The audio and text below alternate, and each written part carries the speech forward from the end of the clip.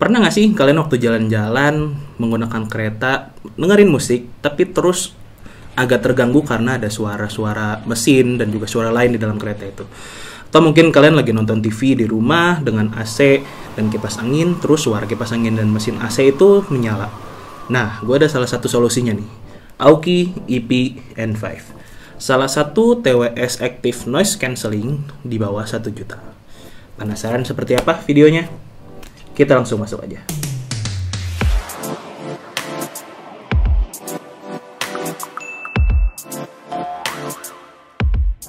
Dari unboxing experience-nya sendiri, buat gue ini bisa dibilang cukup lah untuk harga 899.000. Meskipun rasanya akan lebih baik lagi kalau dibikin satu experience yang kerasa lebih mahal, karena terkadang ada juga TWS-TWS yang masih di harga 400 atau 500 ribuan memiliki packaging box dan unboxing experience yang ya mirip-mirip dengan Aoki ini. Untuk spesifikasinya sendiri, highlight utama dari si Aoki EP-N5 ini memang adalah si active noise cancellingnya. Selain itu, dia juga memiliki 10 mm driver speaker dan 22 hours playtime.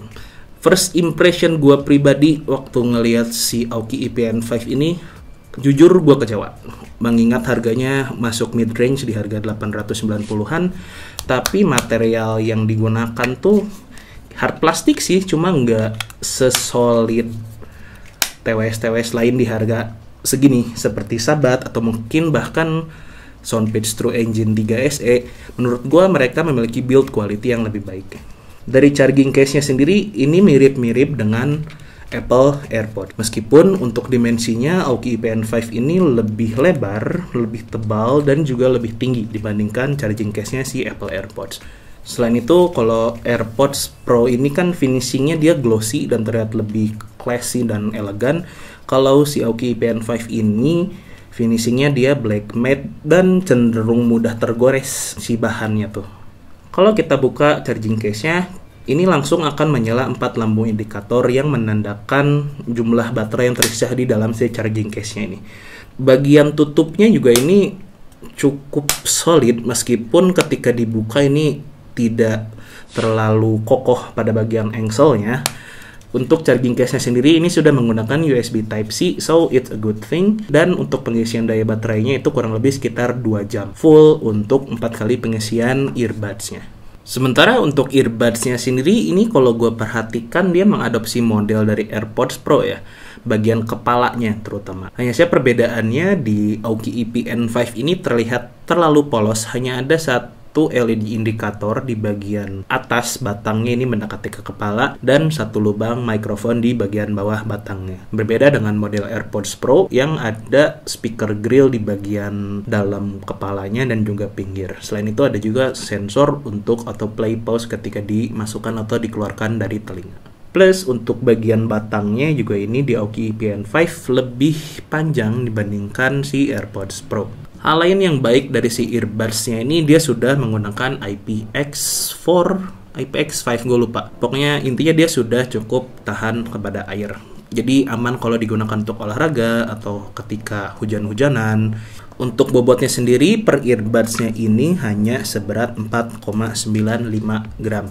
Which is a good thing karena ini memang sangat ringan dan ketika digunakan gue pernah pakai ini selama 8 jam tuh nggak kerasa pegal sama sekali. Sementara untuk charging case-nya ini beratnya adalah sekitar 37,67 gram. Per earbuds-nya ini memiliki daya tahan baterai selama kurang lebih 4,5 sampai 5 jam untuk ANC on dalam volume 50% dan ketika dimatikan ANC-nya kurang lebih sekitar 7 sampai 8 jam. Sayangnya dari segi fitting di telinga ini masih kalah nyaman dari AirPods Pro. Meskipun dia bobotnya ringan dan tadi gue bilang hampir nggak kerasa make dan gue betah-betah aja pakai sekitar 8 jam, bagian stemnya atau batangnya ini lumayan mengganggu ketika digunakan pada posisi sambil tiduran mungkin. Oh ya, gue hampir lupa, biasanya gue tuh ear tips selalu menggunakan ukuran yang small. Nah, di Aoki EP-N5 ini nggak tahu kenapa gue lebih nyaman menggunakan ukuran yang medium. Plus untuk passive noise isolation-nya ini tidak terlalu meredam suara dari luar, tidak seperti earbuds in-ear monitor pada biasanya. Tapi kalau untuk gue pribadi sih, dengan passive noise isolation segini tuh cukup nyaman karena tidak terlalu memblok suara dari luar, sampai-sampai suara di dalam telinga itu jadi kayak semacam berdengung karena adanya tekanan udara yang terlalu masif dari si passive isolation-nya ini.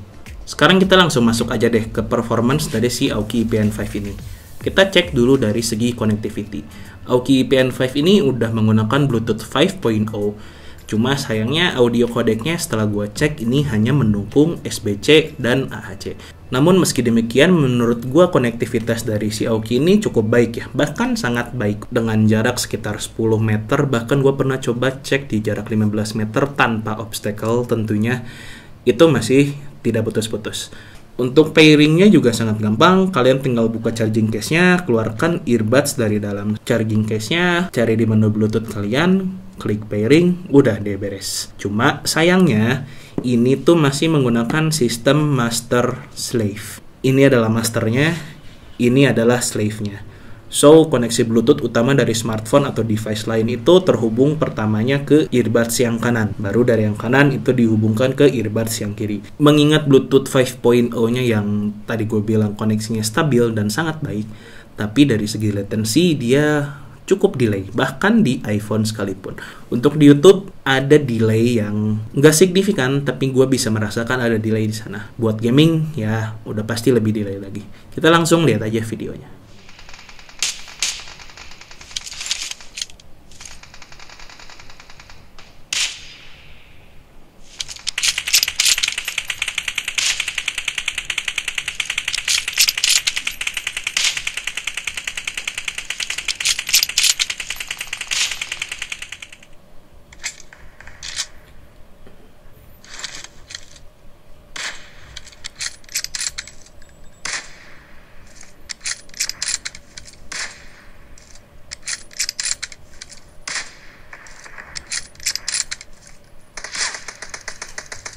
Nah, fitur-fitur yang ada di sini selain tadi pertama tidak bisa digunakan single earbuds karena dia menggunakan sistem master dan slave, Aoki EPN5 ini juga earbudsnya menggunakan sistem touch control. Tapi dari pengalaman gue setelah 2 minggu pakai ini, si touch controlnya kurang presisi. Selain itu, ketika kalian ingin memasangkan atau membenarkan posisi earbuds ini di dalam telinga kalian, terkadang itu mempengaruhi si touch control. Jadi kadang kalau lagi dengerin musik, kalian benerin earbuds, tahu-tahu musik yang kalian dengarkan ke pause.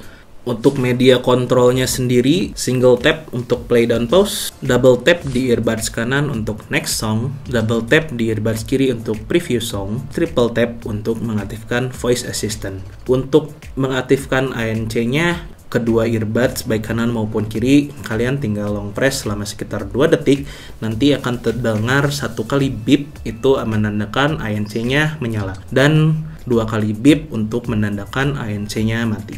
Satu hal yang kurang, itu transisinya nggak seamless, jadi ketika nada beep ANC on itu, musik yang kalian dengarkan akan terhenti beberapa saat dan akan memainkan lagi secara otomatis.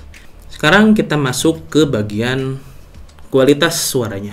Tapi sebelum gua bahas soal sound signature-nya, low, mid, sama bass-nya kayak gimana, kita cek dulu deh mikrofonnya. Kalian dengar langsung sendiri seperti apa hasilnya. Cek, 1, 2, 3. Nah, saat ini kalian sedang mendengarkan suara dari hasil rekaman audio menggunakan Aoki EPN5 ini. Menurut kalian gimana? Kalau buat gua pribadi sih, suaranya cukup jernih dan jelas dan tidak terlalu mundur seperti TWS yang di bawah 500.000. So, kalau kalian mementingkan kualitas audio mikrofon untuk conference call atau mungkin video call, kayaknya ini bisa jadi satu pilihan yang baik. Nah, sekarang ini tes mikrofon dengan ambient suara di, let's say kalian berada di tengah kota, banyak mobil-mobil lewat di depan kalian, dan kalian sedang melakukan panggilan dengan orang yang kalian sayang atau mungkin dengan bos yang kalian benci. Nah, kira-kira menurut kalian gimana nih suaranya? Cek, 1, 2, 3, cek. Halo, bos. Kenapa nih bos? Suaranya kok putus-putus? Halo.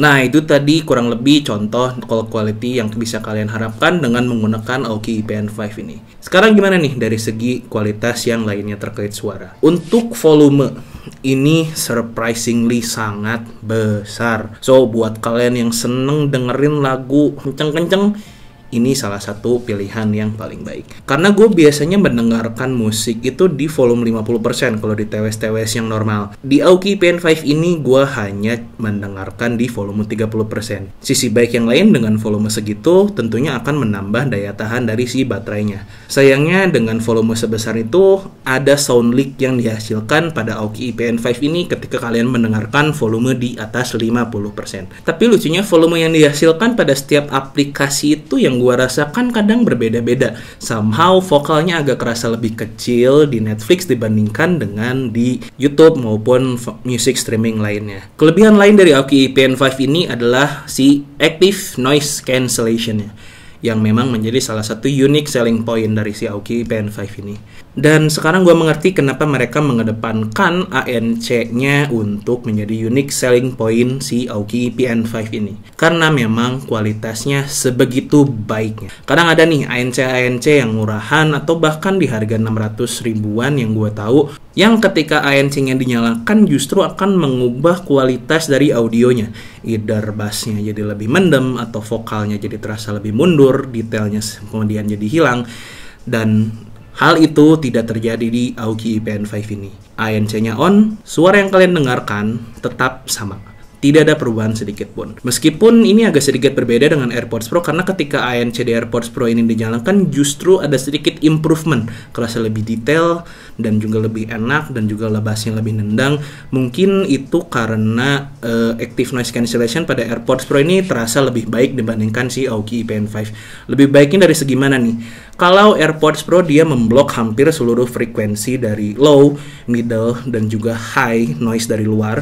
Sementara untuk Aoki PN5 ini mostly yang gua rasakan ngeblok suara atau noise itu yang bagian low frekuensi ke bawah. So kalau suara mesin air conditioner, mesin kipas angin, mesin mobil, motor, knalpot yang bukan knalpot 2 tak atau knalpot gangster yang gerung-gerung gak jelas, terus juga suara rintik hujan di atas atap itu keblok dengan sangat baik oleh Aoki PN5 ini. So, gue bisa bilang misalnya kalau AirPods Pro ini gue kasih skor 9 untuk ANC-nya, si Aoki ini let's say di 7,5. Karena memang dengan harga di bawah 1 juta, Aoki PN5 ini kualitas Active Noise Cancelling-nya sudah sangat baik. Terus untuk sound signature dan sound quality-nya gimana bang si Aoki PN5 ini? Karakter dia itu basically balance, baik antara treble, vokal, maupun bassnya tuh terasa harmoni ketika file audionya dimainkan. Hanya saja memang bagian low frekuensinya dia agak sedikit lebih dominan. Mungkin itu yang menjadi signature-nya dia di bagian low frekuensi. Dan bahkan gue bisa bilang low frekuensi atau bagian bassnya itu lebih enak dibandingkan si AirPods Pro. Yang gue rasakan ini lebih bulat dan lebih enaknya tuh di bagian middle dan upper bass. So, untuk bagian sub atau deep bass-nya ini kadang ada distorsi. Contohnya di lagu Imagine Dragon. Tapi untuk bagian middle dan upper bass-nya, menurut gue sih Aoki ini lebih enak dibandingkan si AirPods Pro. Sementara untuk bagian vokal, buat gue pribadi, Aoki PN5 ini sudah cukup. Untuk vokal cewek maupun cowok, artikulasi dan intonasinya terdengar sangat jelas.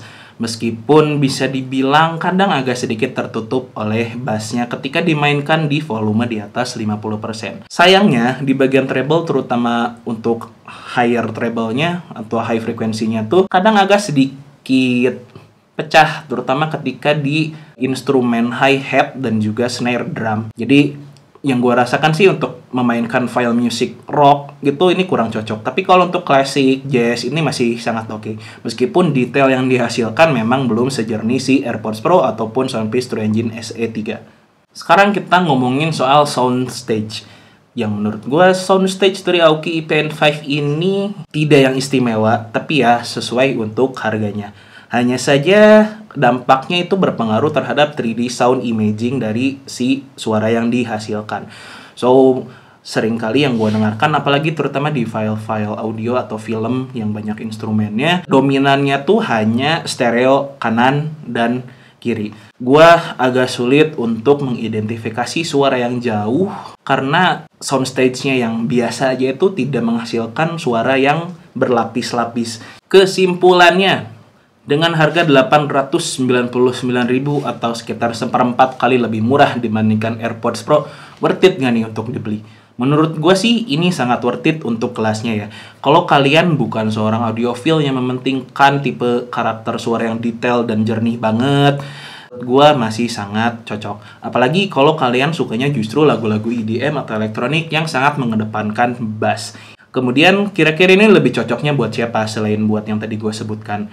Menurut gue pribadi, dengan kualitas ANC-nya yang sangat baik untuk di harga segini, cocok banget buat kalian yang sering menggunakan transportasi umum seperti MRT mungkin, ataukah bis, atau mungkin ketika di pesawat. Menurut gue ini sudah cukup untuk memblok suara-suara rendah dan suara mesin yang dihasilkan di sekitar kalian. So, sekian dulu untuk video kali ini. Terima kasih sudah menonton.